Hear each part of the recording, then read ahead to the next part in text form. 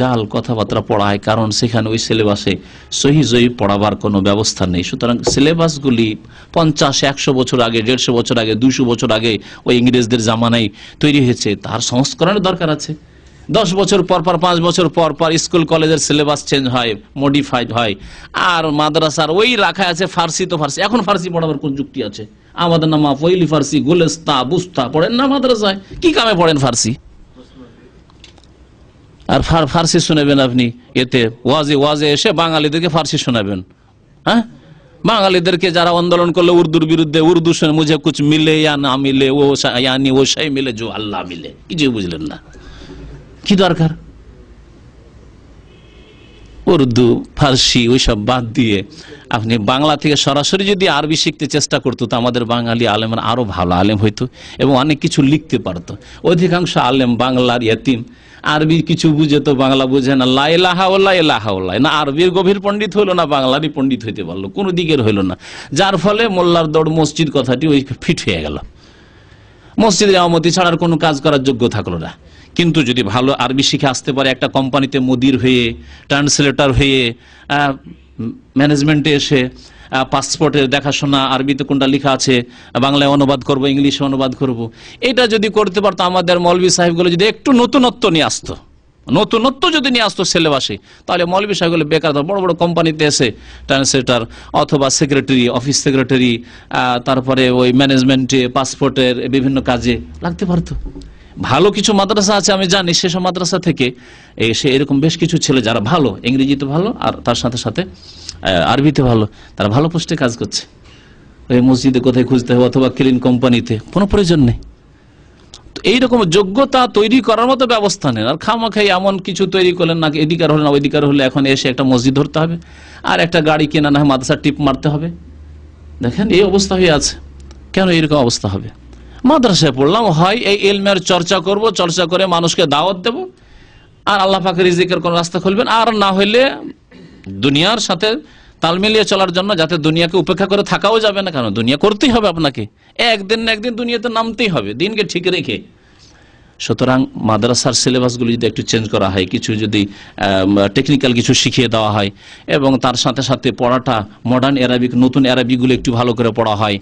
গ্রামারই পড়াইতে থেকে গেল আর আরবি ভাষায় বলতে পারেন না, মাদ্রাসা ফারেক হয়েছে আনাফিরু আনাফি কালাম, এটা আরবি নাকি? আনাফিরু আনাফি কালাম, শুদ্ধ আরবি শিখাইতে হবে। আরবির সাথে সৌদির সাথে শুদ্ধ আরবি মাদ্রাসা পড়ে এসে বলে না, ফিরু ফি এজি ফি সব এজি, আনা এজি আনতে এজি, আনতে এজি হবে না আনতা তাজি হবে, হ্যাঁ, আর আনা এজি হবে না আনা আজি হবে, নাহানো এজি না নাহানো নাজি হবে। তো এগুলো জিনিসের কেন তামিজ এলো না? এই জন্য যে ভালো করে পড়া হয়নি। তাহলে সুতরাং সিলেবাসের অবশ্যই কি আছে, মানে কাটছাঁট করার প্রয়োজন আছে, কিছুর ভালোগুলি রাখতে হবে আর তার মধ্যে কিছু সংযোজন করতে হবে ভালো জিনিস, যাতে আমাদের ছেলেরা মাদ্রাসা পড়ে বেকার না থাকে, মাদ্রাসা ছেড়ে দিনও করতে পারে আর দুনিয়াও করতে পারে। এক ভাই লিখেছেন যে আমি তাবলিগ জামাতের সাথে জড়িত ছিলাম, কিন্তু এখন আর করি না। এখন আরেক তাবলিগ ভাই আমাকে বলেছে যে সূরা ইয়াসিনের একটি আয়াত রয়েছে যেখানে আল্লাহ তাআলা বলেছেন তোমরা তাদের অনুসরণ করো যারা কোনো বিনিময় গ্রহণ করে না। এই সম্পর্কে আমি তাকে কি জবাব দেব?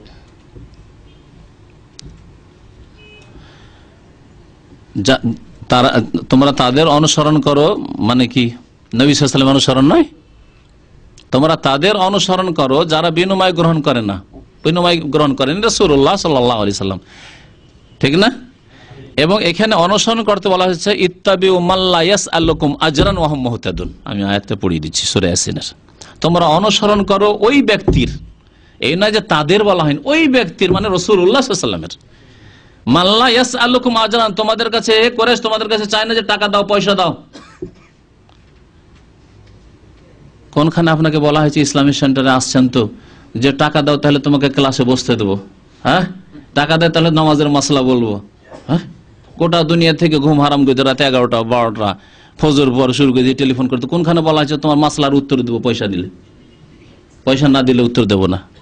তো ইত্তাবিউ মাল্লা ইয়াসআলুকুম আজরান, নবী সাল্লাল্লাহু আলাইহি ওয়াসাল্লাম অনুসরণ করতে বলা হয়েছে। এখানে বলা হয়নি যে এক দল বেরিয়ে পড়েছে আর ওই দল যেহেতু তোমাদের কাছে আর পয়সা টয়সা নাই না, আর খুব দেখাতে যে খুব সাদা সিধা, তাদের আখলাক আমল আখলাক চরিত্র বেশ ভালো, এতে কোনো সন্দেহ নেই, আর ওদের অনুসরণ করে, এই কথা বলা হয়নি। তাহলে এটা তো 60 বছর আগে পয়দা হলো, তাহলে এই 1400 বছরে কাদের বলা হয়েছে আয়াতটা কি এখন 60 বছর আগে নাযিল হলো না 1400 বছর আগে নাযিল হয়েছে? তাহলে এতদিন পর্যন্ত এই আয়াতের উপর আমল করেছে না করেনি সাহাবায়ে কেরাম তাবেঈনরা? হ্যাঁ, তখন কেমন করে আমল হয়েছে আয়াতের উপর? বোঝা গেল যে আয়াতের অর্থ হচ্ছে যে নবী করিম সাল্লাল্লাহু আলাইহি ওয়াসাল্লাম তোমাদের কাছে কোনো পারিশ্রমিক চান না, তার অনুসরণ করো। আর তার অনুসরণ তার ইন্তেকালের পরে করতে হলে কোরআন হাদিসের অনুসরণ করো। কোরআন হাদিস ছাড়া কিচ্ছা কাহিনী কোন হাদিসে আছে যে কবরের কাছে গেলে আর দুরূদ পড়লে হাত বেরিয়ে চলে আসে? কোন হাদিস আছে বলেন? ফাজাইল আমলে আছে। তাহলে ওদের অনুসরণ করবেন না কোরআন হাদিসের অনুসরণ করবেন? বলেন দেখি। ইত্তাবিউ মাল্লা ইয়াসআলুকুম আজরান মানে ফাজাইল আমল অনুসরণ করো যাতে হাত বেরিয়ে চলে আসে, ওয়ালাইকুম আসসালাম জবাব চলে আসে। আসসালামু আলাইকা ইয়া রাসূলুল্লাহ বললে নবীর কবরের কাছে ওয়ালাইকুম আসসালাম, শত শত জায়গায় ফাজাইল আমলে আছে। এর অনুসরণ করতে বলা হয়েছে। কোন হাদিসে আছে যে মা আয়েশাকে একবার ওয়ালাইকুম আসসালামের জবাব এসেছে? তার চাইতে প্রিয় আর কে ছিল নবীর কাছে? ফাতেমা 6 মাস বেঁচে থাকে নবীর পরে, কোনখানে ফাতেমাকে ওয়ালাইকুম আসসালামের জবাব এসেছিল যে বেটি তোমাকে ওয়ালাইকুম আসসালাম? হ্যাঁ, আবু বকরকে কোনখানে? আবু বকর চাইতে শ্রেষ্ঠ ব্যক্তি উম্মতের আছে কে বলেন দেখি? কোনখানে ওয়ালাইকুম আসসালাম জবাব এসেছে? ওই আহমদ রেফাই বিদাতি মিশরের, তার জবাব এসেছে। আর জিলানি পেয়েছে, আহমদ রেফাইয়ের ঘটনা বয়ান করেছে, ওয়ালাইকুম আসসালাম জবাব এলো, আর হাত বেরিয়ে চলে এলো, লাগলো মুসাফা করতে। এর মুসাফারে 90,000 লোক মুসাফা করলো। 90,000 লোক যদি মুসাফা করে তো সবাই দিনের মতো জানবে, আবার শুধু একটা বিদাতি কিতাবে কেন থাকবে? বুঝতে পারছেন না? 90,000 লোক যদি নবীর হাত দেখে থাকেন তাহলে শুধু একটা কিতাবে সীমিত থাকবে, দুটো কিতাবে সীমিত থাকবে না, সকল উম্মত সাক্ষী দেবে যে হ্যাঁ নবীর হাত দেখা গেছে। আর শুধু ওই একবারই দেখা যাবে, আহমদ রেফাই যখন মিশর থেকে আসলো তখন আর দেখা যাবে না নবীর হাত? আগেও গেল না, পরেও গেল না। এসব বিদাতি কথাবার্তা ফাজাইল আমলে আছে বলতে কিছু বাধ্য করলেন, সেই জন্য বললাম, না হলে ফাজাইল আমল পরে কিছুটা আলোচনা এর আগে হয়ে গেছে, যথেষ্ট আলোচনাগুলো শুনলেই। কথা হচ্ছে উদ্দেশ্য হচ্ছে সংশোধন করা। ইত্তাবিউ মাল্লা ইয়াসআলুকুম আজরান, অর্থাৎ নবী করিম সাল্লাল্লাহু আলাইহি ওয়াসাল্লামের অনুসরণ করো। কে আপনাকে বলছে যে আমার মতো কোনো ব্যক্তির বা অন্য কোনো ব্যক্তির অনুসরণ করে? কখনো বলি না। তবে আমাদের মতো যে কোনো ব্যক্তির কাছে কোরআন এবং হাদিসের কথা যদি শিখতে পান, যে এখানে নির্ভেজাল কোরআন হাদিসের কথা আছে, যে কোনো জায়গায় যাবেন ওখানে শিখবেন। নির্ভেজাল কথাবার্তা, ভেজাল নয়, নির্ভেজাল কথাবার্তা যেখানে পারবেন শিখবেন। আল্লাহ পাক বিবেক দিয়েছেন, তার সাথে সাথে পড়বেন এবং নবীর রাস্তায় চলার জন্য আল্লাহ পাকের কাছে দোয়া করবেন, আল্লাহ আমাকে নবীর রাস্তায় চালাও। আমি আব্দুল্লাহর রাস্তায় চলতে চাই না, আব্দুর রহমানের রাস্তায় চলতে চাই না, ইলিয়াস সাহেবের রাস্তায় চলতে চাই না, আর মতিউর রহমান রাস্তায় চলতে চাই না, আর অমুক তমুকের রাস্তায় চলতে চাই না। আমি চলতে চাই নবীর রাস্তায়। তোমার নবীর কলিমা পড়েছি। আল্লাহ ইহদিনাস সিরাতাল মুস্তাকিম দোয়া করেন, আল্লাহ তৌফিক দেয় কিনা দেখেন। আল্লাহ পাক অবশ্যই তৌফিক দেবেন।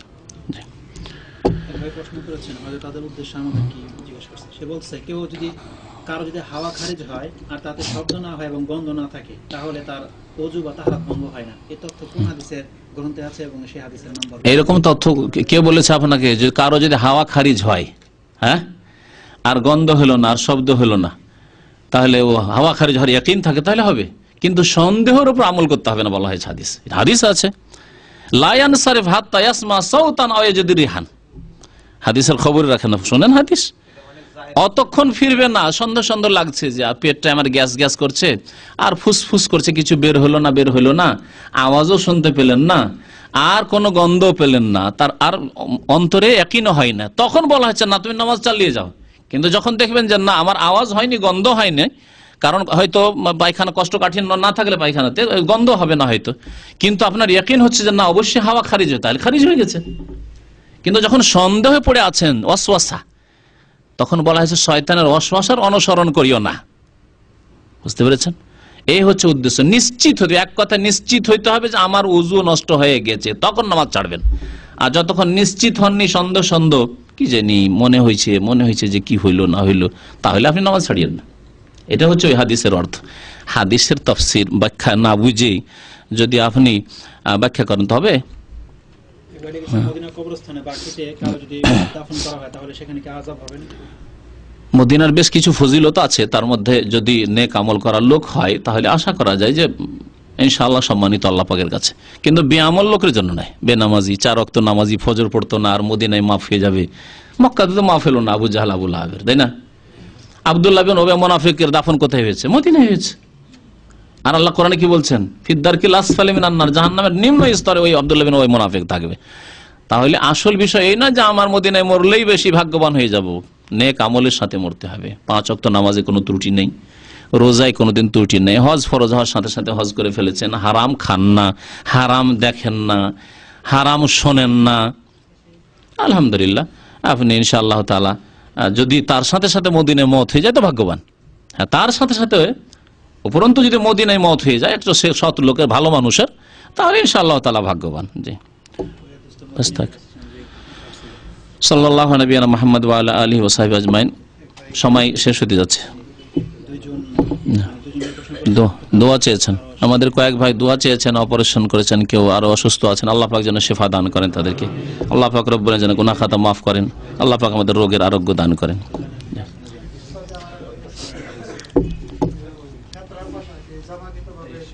ফিতরা আলোচনা হয়ে গেছে, ফিতরার আলোচনা হয়ে গেছে। জি, আবার ফিতরা আসবে 9 মাস পর, তখন আচ্ছা অতি আছে, পাঠিয়ে দেবেন। 1-1.5 ঘন্টা আলোচনা আছে ফিতরা।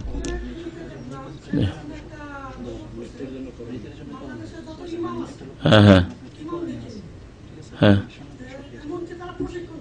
হ্যাঁ হ্যাঁ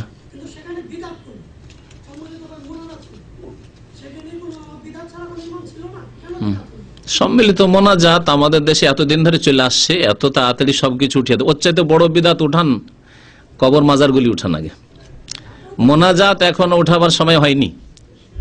এখন প্রথম যেটা উঠাইতে হবে সেটাই পাকা কবর, যেখানে আল্লাহ ছাড়া অন্যকে সেজদা হচ্ছে, লক্ষ লক্ষ কবরে আল্লাহ ছাড়া অন্যকে সেজদা করা হচ্ছে আল্লাহর সামনে, এটা প্রথম উঠাইতে হবে। এই আন্দোলনটাতে যদি কামিয়াব হয়ে যান তো কমপক্ষে যদি কিছু বিদাতি হয় মরে জান্নাত পাওয়া যাবে, কিন্তু এই মাজার পূজা করে জান্নাত পাওয়া যাবে না। কেউ যদি সম্মিলিত মোনাজাত করেও চলে যায় আর সে সঠিক জানতো না অথবা পেরে উঠতে পারেনি এখনো সমাজের চাপে, বিদাতিদের চাপে, তো আল্লাহ হয়তো মাফ করে দিবে, কিন্তু এই কবর মাজার পূজা কখনো আল্লাহ মাফ করবে না, শিরকের গুনাহ। তা আমাদের বড় রোগ শরীরে থাকতে ছোট রোগের চিকিৎসা করলে হবে? নাকে সর্দি আর পেটে ব্যথায় থাকতে পারেন না, কোন ওষুধ দেবেন? পেটের ব্যথার ওষুধ দিতে হবে।